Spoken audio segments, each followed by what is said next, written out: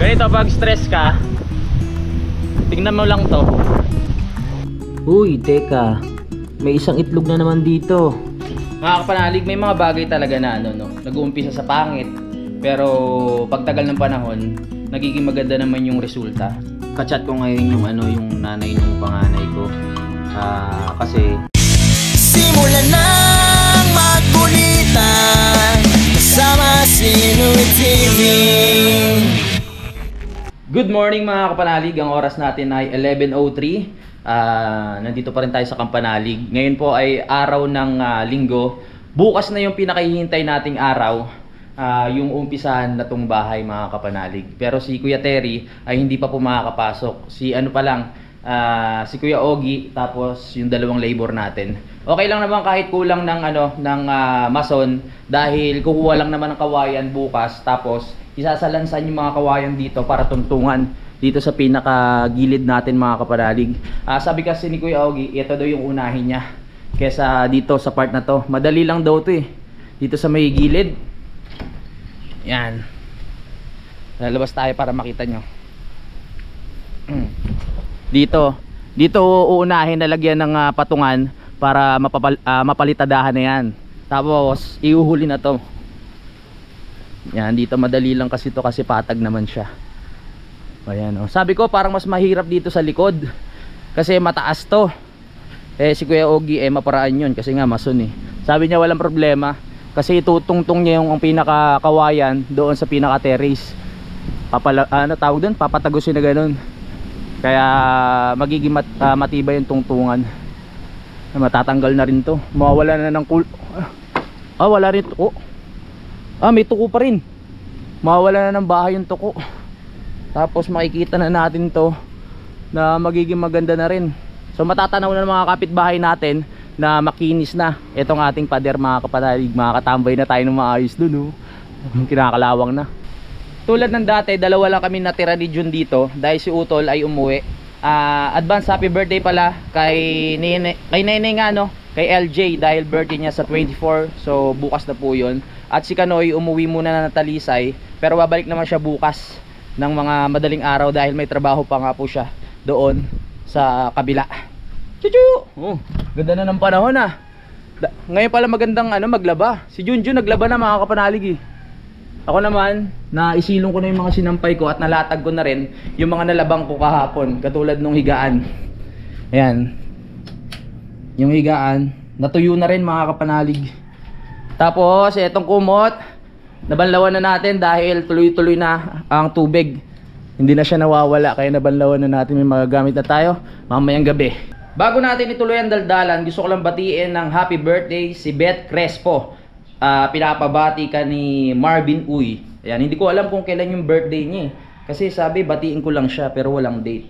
At batiin na rin natin syempre si Erwin Perey kasi ngayon mismo yung kanyang birthday mga kapanalig, February 23. So 50 years old na siya. Ingat ka dyan kuya. So Martes na nga tayo mga kompleto mga kapanalig sa ating mga tauhan kasi Martes nandito na si Kuya Terry. Magkakatulong-tulong na sila, mas madali na ang trabaho. Okay na rin nyo para diretso na po sa Tuesday na hindi na magkakabit ng kung ano-ano. Ang plano kasi dapat Tuesday talaga ang una ng trabaho mga kapanalig sabi nila kahit Monday na para makabit na yung mga kawayan. Pag nakabit na yung kawayan, syempre isusunod na natin yung mga kulang. Tay! Nandun pala si Tatay Roman. Salamat po. Apo, salamat nandito si Tatay Roman. Kasi bukas nga, umpisahan na natin, kailangan meron tayong bistayan para maumpisahan na. Papatapos ko lang yung lalahatin na? Oo, pati dito. Hindi ko pa alam kung maan po yung bintana Pero hagdan, paano ko papasabay ko hagdan? Pasasabay mo na hagdan. Tapos yung di ba may kakilala ko yung ng bintana? Bayo ni Alben. Oo nga. Magkano kaya yung isang ganito Kasi gusto ko tawag dito? Salamin? Dahil yung amin, yung kakuha namin doon, ay 4,000. 4,000? Oo, yung isang bintana. Yung mga ganito kalaki din yun? Oo, yung gayong kalaki. Hindi ko lang alam kung magkano yung gayan sa pintuan. Oo. Kasi dito sa pintuan kailangan makapal to Kasi malaki. Kahit yung pag ano lang dalawa, basta yung nabubuksan siya. Pero titingin pa tayo. Bukas na rin pala dadating yung ating na contact para anuhin yung spiral na hagdan. Mga kapanalig, wag nyo na akong Spiral na? spiral na po. Wag nyo na akong kontrahin sa spiral kasi yun naman talaga ang gusto ko para ayun nga, mas madali. Kasi kung babatuhin natin, matrabaho pa. Kung pinoproblema nyo po, ilang beses ko na nasabi, hindi naman po mahihirapan na mag-ano ng gamit. Dahil open naman to, etong taas. Kung kailangan magtaas ng gamit, dyan na lang natin ipapadaan. Kasi kung kung gagawing bato, magbabaklas na naman tayo. Eto, babaklasin na naman to. Tapos, iuuso dun. Kung naka-spiral na. Hindi, kung talaga namang gusto yung hagdan, mag-i-step ka na, maglalanding ka din eh. Yun nga eh. Kaya lang, pag naglanding ka din eh, tatarik dito. Yun nga. Mag-aalanganin. Ang dami kasi nagko-comment na parang ayaw nila ng spiral. Kaso nga lang, gano'n na talaga yung style eh. Pag na lang, tsaka palitan. Pwede na ibenta yun eh. Tsaka ang tagal pa nun bago mapalitan yun. Kung napa-adjust din eh. Din eh. Pwedeng standard kahit na hindi ka maglanding din eh. Oo, alanganin eh. Pero tingnan na lang natin. Pero sure na ako, bakal na muna. Kung Bagay, pwede naman na spiral. spiral. Malaki-laki yung kailangan natin kasi yung sukat nito, ang laki niya no. Para kahit magkasalubungan yung dalawang tao, hindi sila magkakabanggaan o kasya sila. Dahil salamat Dahil yan eh kung may mapapagdaanan naman nga ng gamit, pwede namang spiral na nga yan. Oo, kasi reels lang naman to eh. Open na yan. Yun na. Yun naman talaga ang unang plano. Para maluwag-luwag din dito. Tsaka hindi, para hindi rin bumigat. Kasi bibigat dito sa side na to mga kapanalig pag naglagay pa tayo ng bato na hagdan. Tapos meron pa kasi dito na CR, di ba? Magkakaroon pa tayo ng pinaka terrace tapos CR. Buhos din yun. Bibigat na dito sa side na to. Tapos meron pa ditong pinaka bato. So bakal na lang spiral. Para mas okay. Alright. Ano pa ba mga kailangan natin? So tinanong ko si Kuya Ogie kung ano ba ang magandang gawin. Isasabay na ba sa pagtapos nitong loob yung tawag dito? Yung tiles ng lababo o tatapusin mo na lahat. Sabi niya, tapusin mo na lahat bago mag-tiles para maanoan na natin ng tubig to. Matawag dito? Malinyahan. Dito na tayo magugas, dito na tayo magluluto. So nandito na lahat, wala na tayong yung sa kubo. Pag may mga bisita na lang gusto tumambay doon tayo magluluto. Ayan, naka-ready na nga yung rice cooker dito eh. Nagana pa yan Tapos yung ating tawag ito, generator nandito lang din. Yung bigay ni Ma'am Jonah Hill sa atin. Ayan na. So ito na nga, yung nahakot ni Junjun kahapon na 15 piraso na semento. Para pang-upisa lang to bukas mga kapanaligo. O kahit sa Tuesday. Yan. Ay si Kuwag pala nagkakot sa Ba't walang nakuha kahapon. Magkano ba hakot sa sa semento pag sa mga bata tay? Parang 25. 25. Bigyan na lang natin si Kayumot ng 25 din bawat isa. Oo, para hindi naman siya kawawa. Kasi sabi niya kaya ko yan.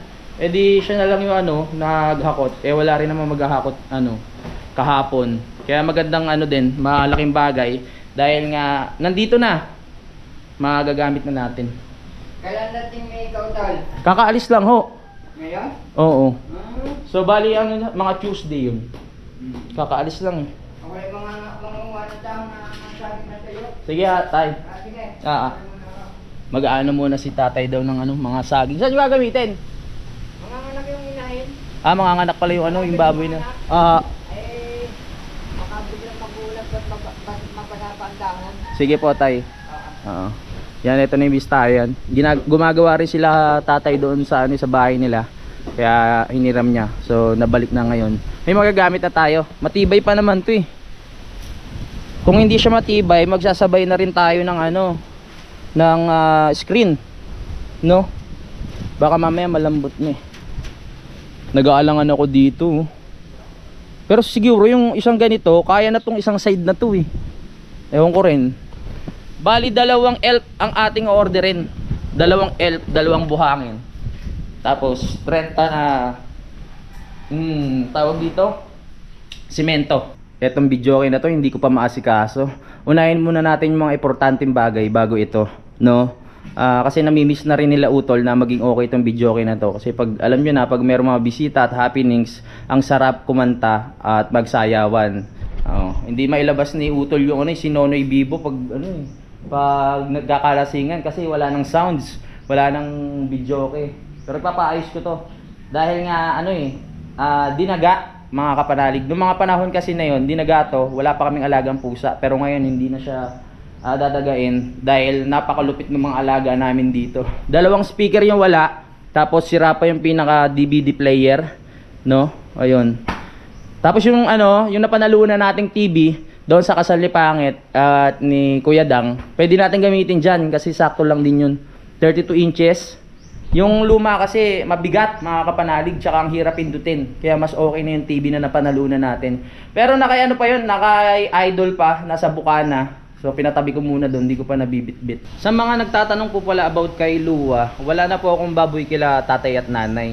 No, kasi ibinenta ko na rin yung inahin kasi hindi ko na rin po kayang ipagpatuloy yung pagpapaalaga. So sila nanay na lang po ang nagtuloy nung alaga. Sariling na po nila yon, sariling baboy o biik, no, tsaka inahin, meron na silang inahin. Ayun, mga anak na nga. Kaya ayun, congrats kila tatay at nanay. Si Junjun nagpapahinga na dahil nga siya ay naglaba. 2 lang kami dito. So pag 2 lang kami dito, nakakulong lang ako sa kwarto, nanonood, tapos si Junjun nagduduyan. Kanya-kanya kami, may kanya-kanya kami sariling mundo dito. Lasa rin ng hangin kahit maaraw. Woohoo! Yung panot ko, wag. Yung water filter na dala ko, mga kapanalig, dito na lang natin ipapalagay sa ilalim, no? Kasi ang importante, yung gripo dito na pagkukunan ng tubig na inumin, mga kapanalig. O kaya dito lang, kahit doon sa iba wala ng filter kasi lang naman yun, pang paligo, pang hugas ng ng pinggan, ganyan. Ang importante dito talaga yung pang-inom natin. Dito natin lalagay. Meron naman tong pinaka-parador, so hindi makikita o hindi pangit. Malaki kasi masyado yun eh. Hindi pwede dito sa taas, papangit yung ating lababo. So dito na lang. Magbubutas pa tayo dito para malagyan natin ng pinaka-tubo yan. Hayahay na talaga pag nagkaroon ng tubig dito. Hindi ko na naipagpatuloy yung aking woodworks, mga kapanalig, yung mga art sa kahoy. Dahil nga, ayun, ang vlog natin ngayon, kailangan maramihan, kailangan, tawag dito, kailangan 3 o 2 sa isang araw. Pag ginawa kasi natin yung mga woodworks na yan, hindi kaya ng isang araw yan. Bubuno ka ng mga 2 araw o 3. Kaya sa susunod na, pag okay na ang bahay, kahit paminsan-minsan, 1 beses sa isang buwan o 2 beses sa isang buwan, makagawa tayo ng art para maiba-iba naman, mga kapanalig. At para mailagay ko dito sa aking munting bahay. Unti-unti nang natatapos, maaliwalas. Na-imagine ko nga, yan, pag nagkaroon ng dito, ng lamesa, ang sarap kumain habang malakas yung hangin at malamig, mga kapanalig, habang nagkukwentuhan kayo. O habang nagluluto yung isa dito, tapos yung iba nag-aasikaso na dito pag may bisita, 'di ba? Lalagyan ng plato, pinggan. Yung maliit na lamesa lang naman yung ko dito, ang tatargeting ko. Kasi dito nga spiral, 'di ba? Paikot 'yan. So target ko dito sa gitna ang kainan. Ayan. So habang kumakain ka, kung dito ka nakaharap, kung dito ka nakaupo, doon ka nakaharap, kitang-kita mo 'yan. Kasi yung ating salamin, syempre yung kita yung labas. Kita yung labas, pero hindi kita yung loob. Ang problema nga lang doon sa salamin na kita yung labas, tapos hindi kita yung loob. Pag gabi, baliktad. Pag may ilaw sa loob, kitang-kita kayo, mga kapanalig, no? Kaya dapat, paano kaya yun? Ganun nangyari sa sa bintana ako sa Bukana. Pag may ilaw dun sa loob, kitang-kita ako dun sa labas. Pag nandito ako sa Kampanalig, kung gusto mo ma-relax yung utak mo, mga kapanalig, pwede kang dito, meditate kung tawagin. Ayun, pipikit ka lang, tapos pakinggan mo lang yung huni ng mga ibon, kuliglig, tapos yung ng hangin, ayun ang makakapagparelax sa utak mo mga kapanalig para ayun makalimutan mo kahit paano yung problema, diba, paminsan-minsan. Akyat muna tayo dito sa taas.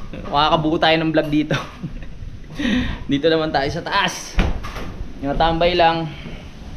Ganda ng kwarto ni Jun, oh. Wow. Ano kaya ginagawa ni Jun dito pag siya lang mag-isa? Ha? Ang ganda ng panahon. Yan, maganda ang araw ngayong linggo mga kapanalig. Happy Sunday sa ating lahat. Yeah. Nandito naman tayo sa terrace. Hindi na ako nakakatambay dito eh. Dahil nga ayan, yung harang eh hindi pa pwedeng alis-alisin. Woo! Presko.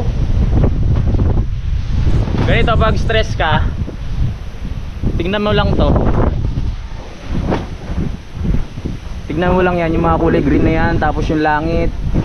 Nakakawala ng stress, di ba?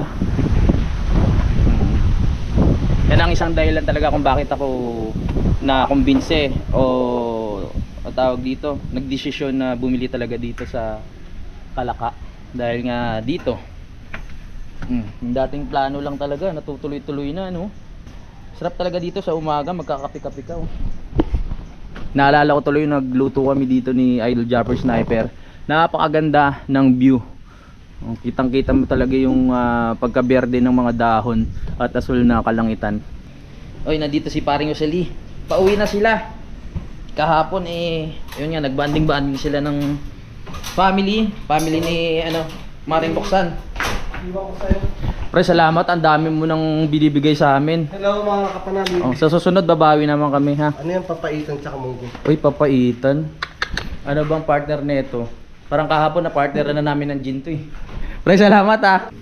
Akyat muna natin itong papaitan doon sa kusina. Pre, may binigay si Paring Josely. Papaitan. I-rep ko kaya muna, no? I-rep ko muna. O, dyan na.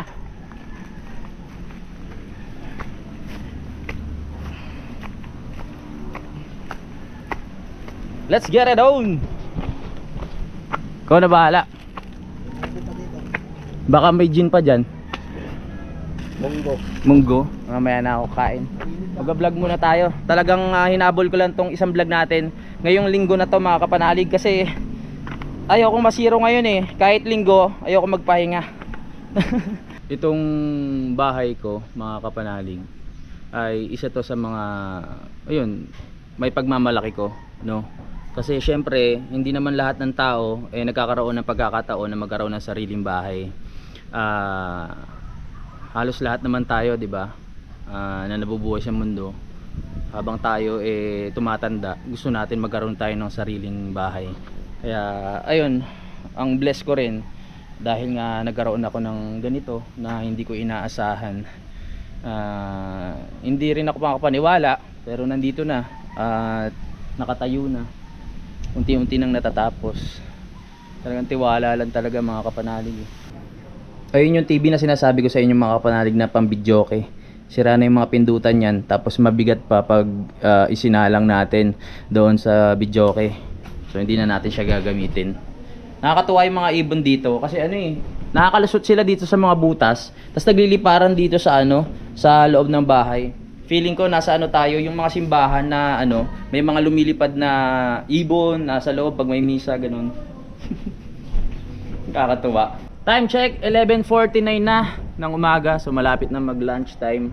Nakauwi na sila Paring Josely at si Maring Roxanne kasama yung mga relatives nila, no? At mukhang nag-enjoy talaga sila mga kapanalig dahil nga malamig ang klima kahapon. Tiyempong-tiyempo yung pagpunta nila. Ngayon medyo maalinsangan malamig na maalinsangan, pero kahapon talagang mahangin at may pagpa mga kapanalig, medyo may pag-ambon-ambon. Kaya halos lahat daw sila doon naka-jacket. Nakakatuwa yung ganun, di ba? Yun, salamat ulit kay Paring Josely kasi pag nandito yan kung ano-ano yung binibigay sa amin. Nakakaya na minsan Inaaya kami kahapon na uminom doon sa kubo nila. Sabi ko naman, syempre pag kasama yung pamilya muna bago na lang kami mga kapanalig. Alright, Tanghali na. Kain muna tayo. Kaya kukuha lang tayo ng pagkain habang nanonood tayo ng Netflix. Para ano yung niluto mo? Ay, yung bigay? Ang masarap nga yun. Iba kung mainit pa yun. Papaitan. Ay, may ulam pala tayo. Buti na lang nagbigay si paring Usili, hindi na kami nagluto.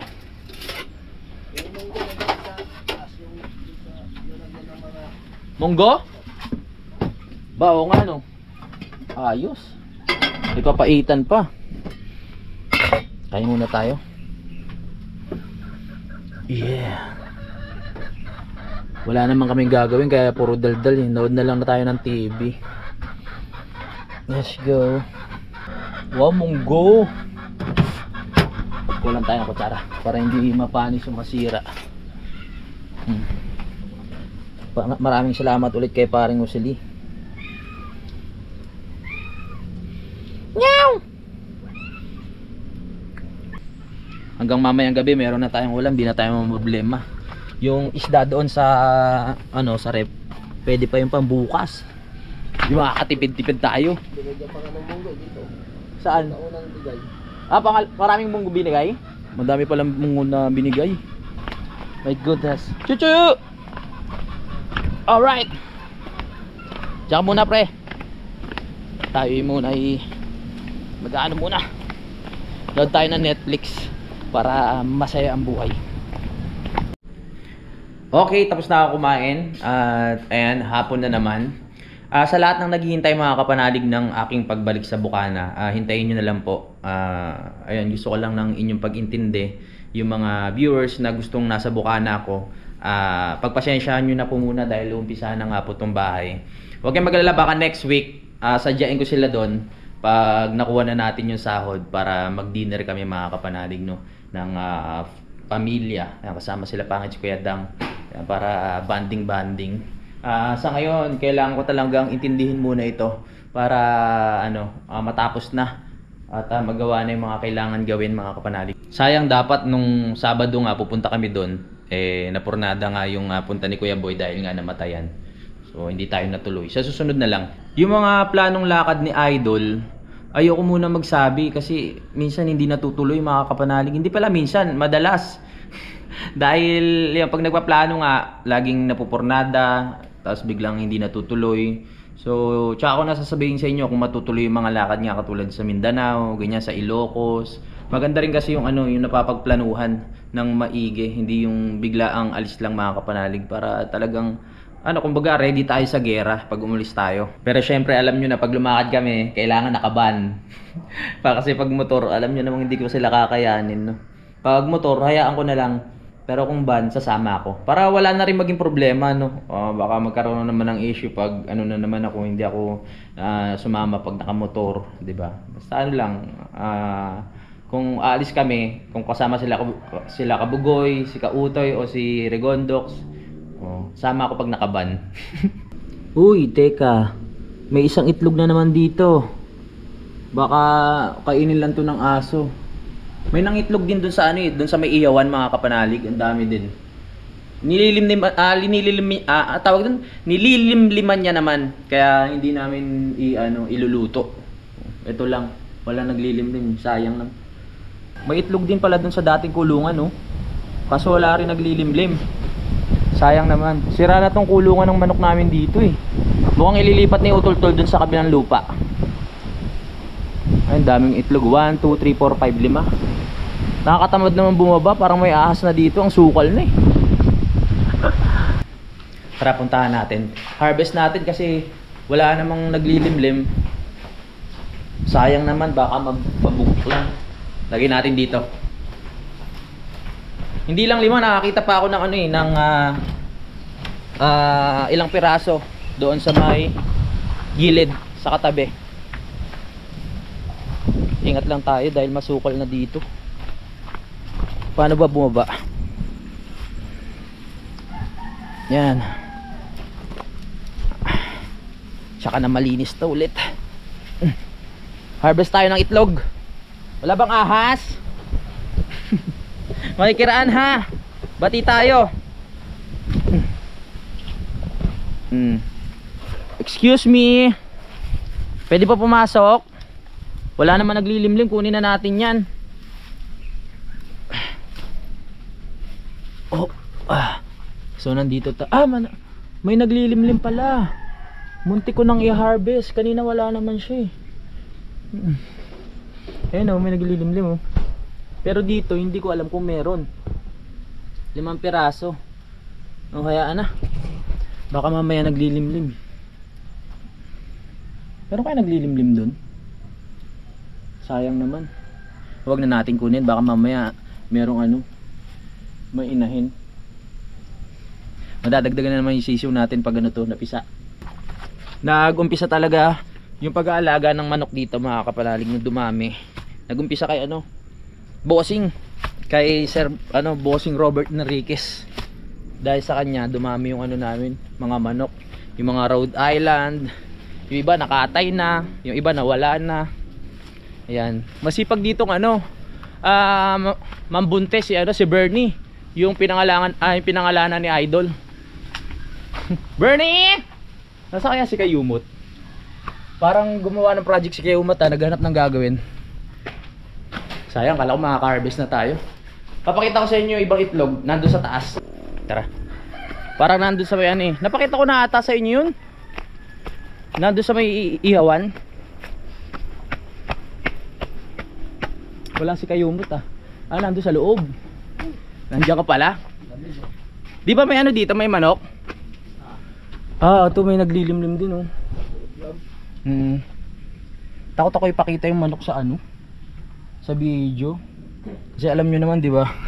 Baka mamaya ma-strike tayo. Mamaya gabi na naman. Tapos bukas umaga na naman. Simula na ng trabaho. Ready ka na, Kayumot? Yes, ang ating labor si Kayumot. Gusto ko sanang maglinis kanina ng paligid. Umpisahan ko na sana. Naalala ko, may gawa nga pala bukas, magdudumi din. Kaya sabi ko sa susunod na lang pag natapos ng palitadahan to, para lahat malinis. So magja-general cleaning tayo pag natapos ng palitadahan tong labas. Yan, para maaliwalas na. Ang dami pang kalat oh. Kuha muna ako ng tubig. Nag-iimbak ako ng tubig na sa kwarto para pag madaling araw na uhaw ako, meron akong iinumin. Di ba nga sa cellphone nagkaroon ako ng reminders na uminom ka ng tubig. So alam nyo na, kailangan natin sundin yun. Ayokong basta alam nyo na, kailangan natin maraming tubig para hindi tayo ma-dialysis ng maaga. Ang dami ko nababalitaan na bata pa lang. Sabagay, mahihilig kasi sila sa soft drinks. Buti iwas ako sa soft drinks. Sa gin lang talaga hindi maiwasan, pero sa soft drinks talagang napakabihira, mga kapalalig. Kahit pag may kumakain dyan, lahat sila nagsa-soft drinks, ako bihira talaga. Tubig tayo, tubig. Pabata ng pabata nga yung mga ngayon, yung nagda-dialysis. Tapos yung teacher ko nung high school, mga kapanalig, yung bumuo ng grupo namin nung high school at nagtayo ng theater, mga kapanalig. Siya yung pinaka-director namin. Ayun, namatay siya dahil sa dialysis nga. Kasi syempre pag nag-dialysis ka, marami kang hindi pwedeng kainin. Tapos syempre papalit ka ng dugo niyan every week ba? Hindi ko alam diba, ang hirap ng sitwasyon pag ganun. Kaya ayun, more tubig tayo. Tubig. Huwag tayong kakain ng sobra-sobra na masama. Katulad ko, palainom ako, alam ko naman yun. Pero palitan natin ng tubig para maiihi natin, mag-circulate ng maganda-ganda. Mahirap na, aroy. Marami pang kailangan ipagawa. Ang buti, dalawa yung natin, yung freezer. Meron tayong ref tsaka freezer, so hindi muna namin ginamit to. Ito munang ref, no? Hindi muna tong freezer kasi konti lang naman laman. Minsan isa lang laman, nakasindi pa yung freezer Kaya ito na lang muna. May dalawa pa, di ba? Nagpalamig na rin tayo ng yelo. Ay, nagpalamig na rin tayo ng tubig pala. Ano ba yan? Ba't ko pa pinalamig? Malamig na pala dito. Wala lang. Mga kapanalig, may mga bagay talaga na nag-uumpisa sa pangit, pero pagtagal ng panahon, nagiging maganda naman yung resulta. Parang parang dito sa lugar namin, di ba, nag-uumpisa sa pangit na daan, na mahirap bumaba, ganyan. Pero alam ko, sa pagdating ng araw, magiging maganda ang resulta nito pag nasementohan na. Sa buhay din natin ganun mga kapanalig, di ba? May mga pangit tayong naumpisahan, pero depende na lang din sa atin kung paano natin pagagandahin, di ba? Nasa sa atin pa rin yun. Kachat ko ngayon yung nanay nung panganay ko. Kasi yung panganay ko nagpalagay ng brace dahil yung ngipin niya sungki-sungki namana dun sa mama niya. Na-share ko lang kasi natutuwa lang ako kasi syempre yung mismong nanay nila nag-update sa akin, no, kumbaga maganda yung samahan, 'di ba? Walang kumbaga wala na yung nakaraan, kumbaga nag-uusap na lang ng normal para sa mga bata.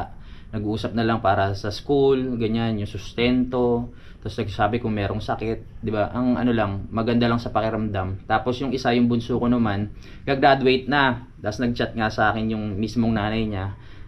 I mean, yung anak ko pala nag-chat sa akin. Tapos nag-chat din yung mama niya na gagraduate na nga. So ina-update nila ako kung ano yung mga mangyayari, ganyan. Kung ano yung mga ginagawa nila. O kunyari sa field trip, ganyan. Yung mga activities sa school. Nakakatuwa lang mga kapanalig, no. Syempre, bilang ama na nakakataba ng puso na nagiging updated ka sa mga anak mo. So, ayun, nakapag-share na ako mga kapanalig ngayong araw na ito. Maraming salamat po sa pakikinig. Hintayin nyo na lang po yung magiging trabaho bukas. At maraming salamat sa pagsubaybay. Ano pa ba? Yun lang po. Kita-kits na lang tayo sa next update. Simulan ng magkulitan kasama si Inuit TV.